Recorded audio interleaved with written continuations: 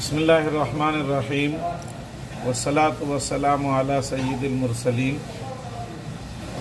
آپ تمام حضرات کا، نیوز چینل والوں کا بہت بہت شکریہ کہ آپ ہم تک پہنچے۔ ہم آپ کا استقبال کرتے ہیں اس مبارک مہینے رمضان میں۔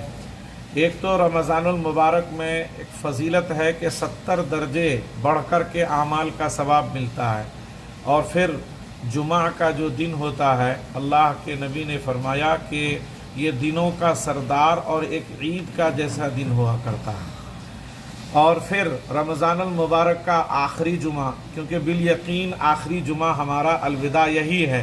ہو سکتا ہے کہ آگے جمعہ بھی مل جائے، لیکن یقینی طور پر یہی جمعہ ہے، اس لیے ہم آخری جمعہ کہہ رہے ہیں۔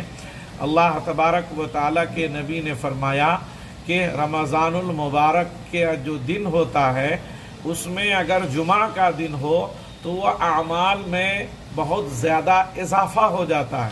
اسی لیے علامہ ابن تیمیہ رحمۃ اللہ علیہ نے فرمایا کہ طاق رات ہو اور جمعے کی رات ہو، تقریباً یقین ہے کہ لیلۃ القدر حاصل ہو جائے۔ تو اگر لیلۃ القدر حاصل ہوئی ہے تو آج کے جمعے کا دن لیلۃ القدر کے دن کا ہوگا۔ تو یہ ہمارے لیے ایک بہت بڑا انعام ہے۔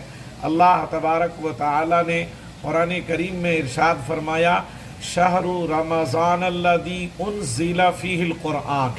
وہ رب کا جو پیغام ہے جس کو ہم قرآن کہتے ہیں، اس قرآن کو اللہ نے اسی مبارک مہینے میں نازل فرمایا۔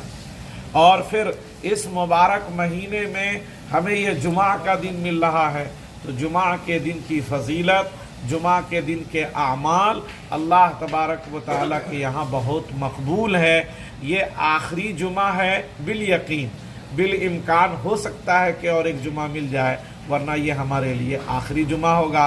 اس وجہ سے اس کو ہم الوداعی جمعہ کہا کرتے ہیں۔ عید کب منایا جائے گا، اس بار کیا سندیش دینا چاہیں گے؟ انشاءاللہ العزیز امکان ہے کہ 21 کو عید منائیں، امکان ہے کہ 21 کو عید منائیں۔ لوگوں سے ہم یہی بھائی چارگی، محبت اور پیار کا پیغام دینا چاہتے ہیں۔